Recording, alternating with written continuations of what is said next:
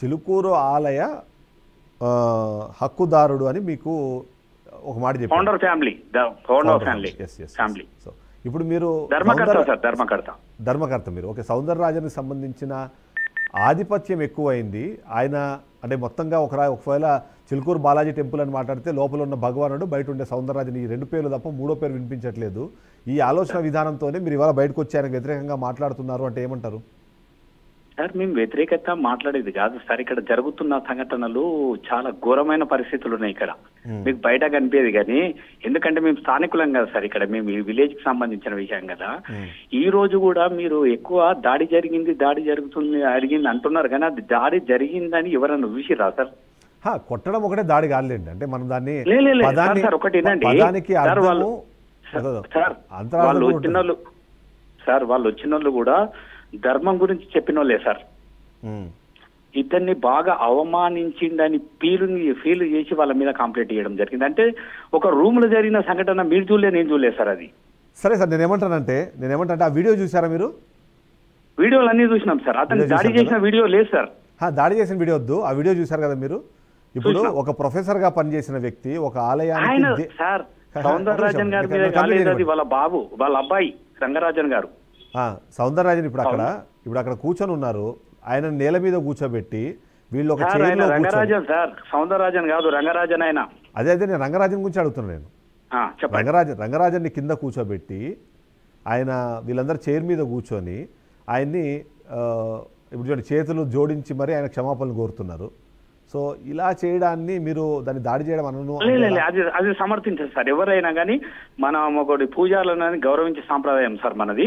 దేవుని తర్వాత అంటే అతన్నే మనం గౌరవించేది. అదొకటి పొరపాటు, వాళ్ళ 100% పొరపాటు సార్. కానీ ఇక్కడ దాడి జరిగిందా లేదా అనేది ఖచ్చితంగా మనం చెప్పలేము సార్ మనం. ఎందుకంటే సార్ ఇతను కూడా నేను ఒక చిన్న విషయం చెప్తున్నాను సార్. నేను స్వామీజీ దాడి జరిగినాక 2వ రోజుకు పోలీస్కి ఇన్ఫర్మేషన్ ఇచ్చారు సార్. అయినా ఇంకోటి సార్, ఆ చుట్టుముట్టు 1000 మంది ఉంటాం సార్, మేమందరం ఉంటాం, గుడి చుట్టూ 1000 ఉంటాము. దాడి జరిగితే 1 నిమిషంలో ఎవరికైనా చెప్తే 100 మంది వెళ్ళిపోతాం సార్. 2 రోజులు చెప్పలేము మాకు దాడి జరిగిందని. అంటే నా ఉద్దేశం ప్రకారం ఇప్పుడు ఇలాంటి వీడియోలు బయటికి రావడం ద్వారా హిందుత్వంలో ఉండే ఆ విభిన్న వాదనలను లేకపోతే ఆ విభిన్న వర్గాలను రెచ్చగొట్టే అవసరం లేదని ఆయన సైలెంట్ గా ఉండొచ్చు కదా. ఈ వీడియోలు బయటకు వచ్చిన తర్వాత తప్పని పరిస్థితుల్లో బయటకు వచ్చి హిందుత్వం గురించి మాట్లాడుతారు కాబట్టి చెప్తున్నా. చిలుకూరు బాలాజీలో 7 నుండి 8 మంది క్రిస్టియన్స్ డ్యూటీ చేస్తారు సార్. క్రిస్టియన్ మతం వాళ్ళు డ్యూటీ చేస్తారు. ఇంకో ఒక 100 మంది ఇక్కడ కొబ్బరికాయలు అమ్ముకుంటారు. దారాల షాపులో ఒక 100 మంది క్రిస్టియన్స్ ఉన్నారు. ఇక్కడ 10 అంటే 20 సంవత్సరాల నుండి వ్యాపారం చేసినోడు, దేవుని ముఖం చూడనోడు ఉన్నాడు సార్. ఇక్కడ దేవుని ముఖం దర్శనం చేసుకున్నాడు కూడా ఉన్నాడు. సో మీరు కొత్త వివాదానికి కొత్త వాదన వివాదం కాదు సార్. మీరు మీ జిఆర్కే ఛానల్ ద్వారా మీరు ఎవరినైనా ఇంటర్వ్యూ చేయండి. నేను కొత్త వివాదం కాదు, ఎందుకంటే ఇప్పుడు ఎవరైనా సరే కోరుకుంటుంది. సరే మీరు దాడి అనే పదానికి అర్థం వేరే రకంగా చూస్తున్నారు కానీ బట్ అది హిందుత్వానికి సంబంధించి హిందువులకు అంటే ఏమంటారు కలియుగ దైవమైన వెంకటేశ్వర స్వామినో లేకపోతే ఇంకోరినో అవమానపరిస్తే ఎలా చూడాలో ఆలయ ప్రధాన అర్చకుడిని అయినా సరే అర్చకుడిని అవమానపరిచినా సరే సేమ్గా చూడాల్సిన పరిస్థితి ఉంది. కాబట్టి బీఆర్కే ఇష్యూని తీసుకుంది. ఎందుకంటే దీని మీద ఎంతమంది చర్చలు పెట్టారో నాకు తెలియదు, దీని గురించి ఎంతమంది చర్చించడానికి సిద్ధంగా ఉన్నారో కూడా నాకు తెలియదు. కానీ బట్ మేము మాత్రం ఖచ్చితంగా దీన్ని కట్టుబడి ఉన్నాం కాబట్టి ఇవాళ ఈ చర్చని తీసుకున్నాము, దీన్ని ప్రజల్లో తీసుకెళ్లే ప్రయత్నం చేస్తున్నాం. సరే మీరు అన్నట్టుగా అక్కడ ఆధిపత్య ధోరణి లేదా ఆయన మాత్రమే కనిపిస్తున్నాడు, ఆయన మాత్రమే వినిపిస్తున్నాడు, ఆయన చేస్తున్న కార్యక్రమాల ద్వారా కొత్తగా మతంలోకి తీసుకొచ్చే ప్రయత్నమో లేకపోతే వాళ్ళ ఆలోచన విధానాన్ని మార్చే ప్రయత్నమో చేస్తున్నారని భావించలేని సిచ్యువేషన్ ఉందంటారా? ఈ చిలుకూరు బాలాజీలా ఈ ప్రజాస్వామ్య వ్యవస్థ లేదు, రాజరిక వ్యవస్థ ఉన్నా సార్. ఇక్కడ ఆల్ అండ్ సోడ్ నేను చెప్పిందే వేదం సార్ ఇక్కడ. ఓకే మీకు సార్ మీరు ఆర్కే న్యూస్ వాళ్ళు వచ్చి మీరు సీక్రెట్ గా మీరు కనుక్కుంటే అదంతా బయట పడుతుంది, మేము చెప్పడం కాదు. ఎందుకంటే మేము ఏది చెప్పినా గానీ ఈ పూజారికి వ్యతిరేకంగా దేవునికి వెంకటేశ్వర స్వామి వ్యతిరేకంగా మాట్లాడుతున్నారని అందరు సమాజం కూడా అనుకుంటారు. కానీ మీరు సీక్రెట్ ఆపరేషన్ చేయండి, ఇదంతా బయట పడుతుంది. ఏమేమి జరుగుతుంది, డబ్బులు ఎక్కడ పోతున్నాయి, లక్షల రూపాయలు వసూలు చేస్తే ఎక్కడ పోతున్నాయి ఇడికెంచి. బాదాపుతో ఉండి లేదు టికెట్లు అని చెప్పుకోవడమే తప్ప నువ్వు ఎంత వసూలు అంటే కరెక్షన్ సార్. అంటే పేడ్ పార్కింగ్, కొబ్బరి చిప్పాలు అమ్ముకోవడం అన్ని సార్ A to Z లెక్కలు లేవు, ఏం లేవు. నీ సొంత ఇల్లులాగా వాడుకుంటారు దేవాలయాన్ని. సో ఇప్పుడు ఆ వీడియోలో కనిపిస్తున్న ఆ వ్యక్తి మాట్లాడుతున్న మాటలు, ఆ మాట్లాడే క్రమంలో ఈయన అవమానపరిచిన తీరు, వీటన్ని చూసినప్పుడు దానికి ఇప్పుడు మీరు చెప్తున్న వాటికి సంబంధం ఉందా? ఎందుకంటే అక్కడ కమర్షియల్ యాక్టివిటీస్ ఎక్కువ జరుగుతున్నాయి సార్ అతను ఆయన ఎవరో కూడా మేము చూడలేదు సార్. వాస్తవంగా ఫస్ట్ టైం మేము వీడియోలోనే చూసినాం, కానీ అది ఎవరు చేసినా పొరపాటే సార్.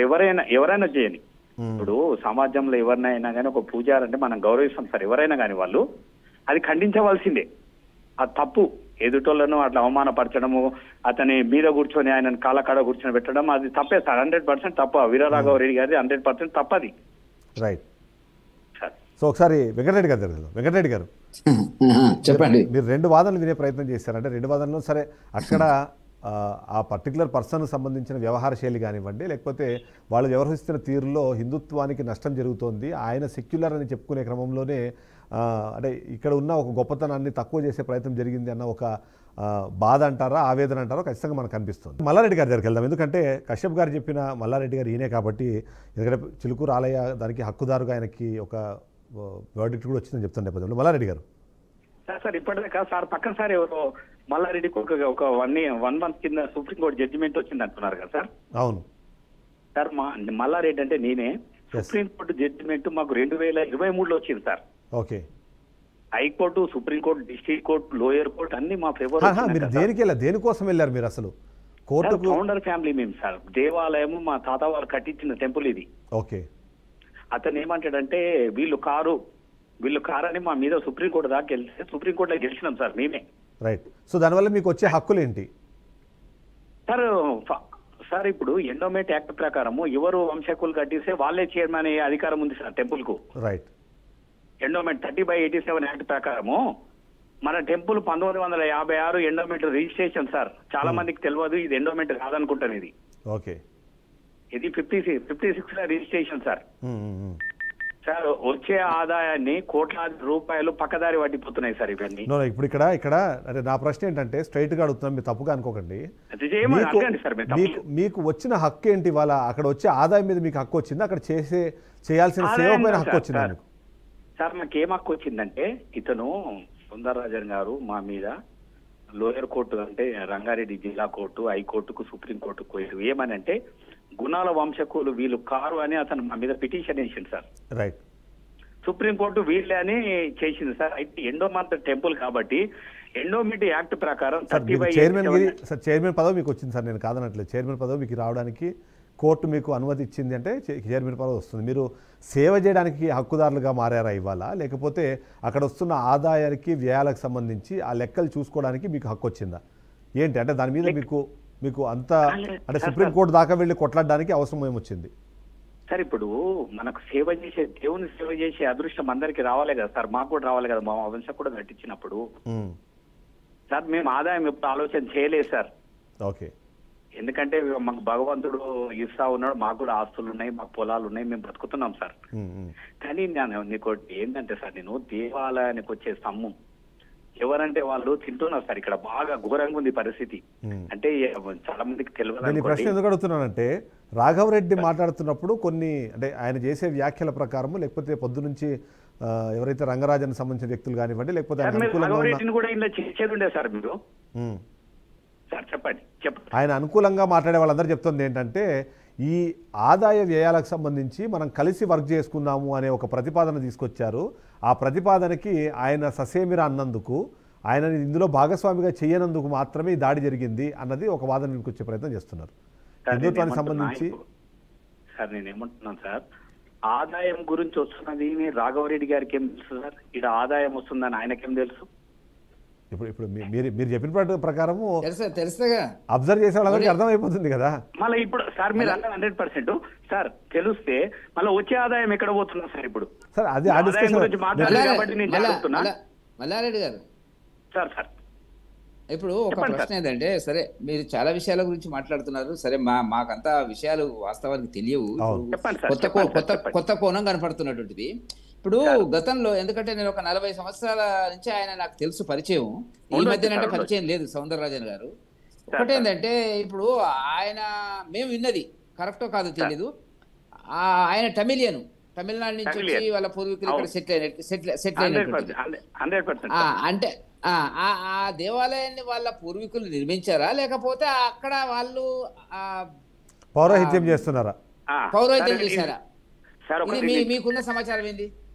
సార్ గుణాల మాధవరెడ్డి అనే ఒక వ్యక్తి ఇక్కడ నుండి తిరుపతి దాకా కాలినడకన పోయి అతను ముసలితనంలో దేవుడు ప్రత్యక్షమై ఈడ గుడి కట్టించిండు సార్ గుణాల మాధవరెడ్డి. వీరు అహోబిల్లం మఠంలో పూజారులు సార్. ఇక్కడ పూజారులు లేకపోతే వీళ్ళను అహోబిల్లం మఠం కింద తెచ్చి ఇక్కడ పూజారిగా పెట్టారు సార్. మాధవరెడ్డి గారు పెట్టారు. ఓకే, మాధవరెడ్డి గారు మీకు ఏమవుతారు? మా ముత్తాతలు వాళ్ళు సార్, మా పూర్వీకులు. ఓకే సార్ ఒక 2 పాయింట్లు మాట్లాడతాం మిత్రుడు. ఆదాయం గురించి మాట్లాడతారు సార్. సార్ మినిమం 50 మంది వర్కర్లు మా దేవాలయంలో పనిచేస్తారు సార్. 15 నుండి 20,000 రూపాయలు వాళ్ళ శాలరీ సార్, మంత్లీ శాలరీ. 8 నుండి 10 లక్షల రూపాయలు మంత్లీ ఖర్చు అవుతుంది sir.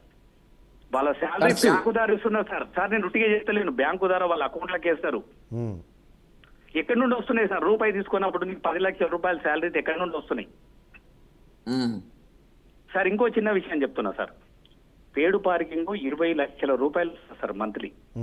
Monthly 20 lakh rupees sir. ఇంకోటి సార్ కోకోనట్ ఒక 5 నుండి 6 lakh రూపీస్ వస్తుంది కోకోనట్ సార్. నేను ఏమంటున్నా, వచ్చిన కానొక్కలకు రిసిప్ట్ లేవు సార్.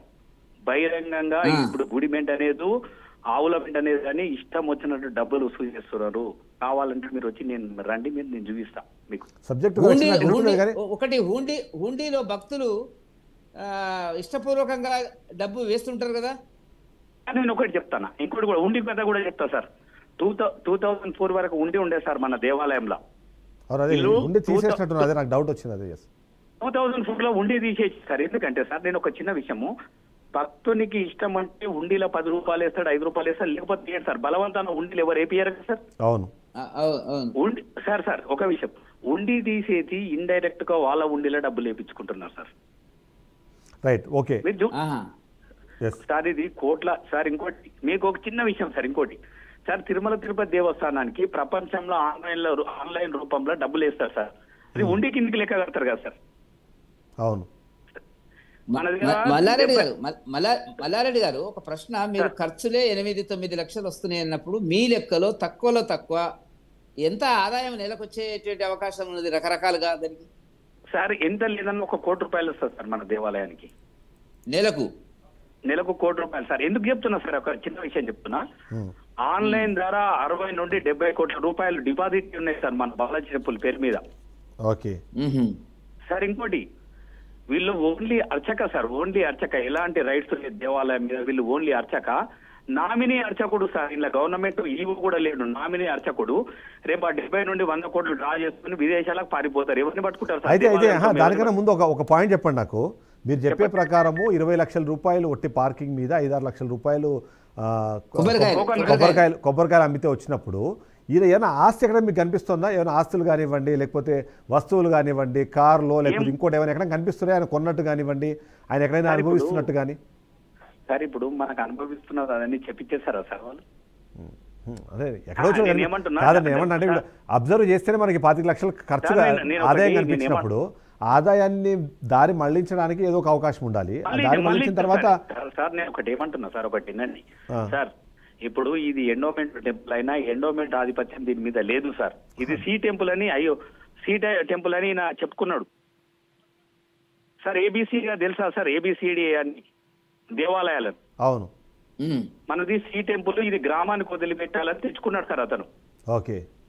అయితే సార్ నేను ఏమంటున్నా, పేడ్ పార్కింగ్ అని పెట్టేసి ఏమన్నా అంటే మేము బ్యాంకులో జమ చేస్తామంటే వాళ్ళు పేడ్ పార్కింగ్ బుక్కులు ఎన్ని తయారు చేస్తున్నారు, ఎన్ని చింపుతున్నారు, ఎన్ని లెక్కలు ఏమీ లేదు సార్. లేదు సార్, నేను ఏమంటాను మల్లారెడ్డి గారు, నా ప్రశ్న మీకు అర్థమైంది అనుకోండి. నేను ఏమంటున్నా అంటే సరే మీరు అన్నట్టుగా అవకతవకలు జరిగాయని అనుకుందాం కొద్దిసేపు. అవకతవకలు జరిగినప్పుడు దాన్ని ఆదాయంగా ఆయన మార్చుకున్న తర్వాత ఏదో ఒక రూపంలో దాన్ని ఆయన సేవ్ చేయాలి లేదా ఆయన దాచిపెట్టుకోవాలి.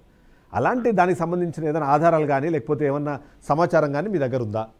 కేవలం వాళ్ళు వీళ్ళు మాట్లాడుకుంటున్నారు కాబట్టి అది నిజమని సార్. నేను 1 గంటలే మాట్లాడుతున్నాను. ఎందుకంటే నేను ప్రజెంట్ కూడా ఇప్పటిదాకా గుడిలో వెంకటరమణారెడ్డి గారు, కొండ సురేఖ గారు నేను వాళ్ళ ఎంబడి గుడిలోకి వెళ్ళినా. నేను గుడి ముంగట కూర్చొని మాట్లాడుతున్నా. నేను రోజు దేవాలయానికి 7 గంటలకే పోతా సార్. నా కళ్ళ ముంగట జరుగుతున్న విషయాలు ఇప్పుకున్నది పార్కింగ్ కానీ వసూలు చేయడం కానీ సార్. బియ్యము, కొబ్బరి నూనె, మంచి నూనె ఇవి లెక్కలే లేవు సార్. సార్ నీకు భక్తుని దగ్గర ఒక 500 రూపాయలు తీసుకుంటే రిసిప్ట్ ఇవ్వాలి కదా సార్, మీరు ఇవ్వాలి కదా. ఇప్పుడు దేవుని సొమ్ము దయాలు తింటున్నట్టున్నావు సార్. ఇక్కడ కోట్లాది రూపాయల కుంభకోణం సార్ నేను చెప్తున్నా, ఇది కుంభకోణం, కోట్లాది రూపాయల కుంభకోణం మీద. మీరు చెప్తున్న లెక్కలు బాగున్నాయి సార్, నేను కాదనట్లేదు, కానీ ఆ లెక్కలకి ఏది ఆధారం ఏంటి? ఇప్పుడు మీరు అంటున్నారు ఆధారం అంటే తీసుకుంటున్నదే ఆధారం, తనకే ఉంటది ఆధారము. మనం డబ్బులు తీసుకుంటే అప్పుడు ఆధారం కాదు సార్, కానీ ఏదో ఒక రూపంలో మార్చాలి కదా వాళ్ళు. మార్చాలంటే ఇక్కడ మనకి సార్ వాళ్ళు తమిళనాడు పంపించుకుంటున్నారు. తమిళనాడు మనం చూడలేం కదా సార్ పోయి. రైట్.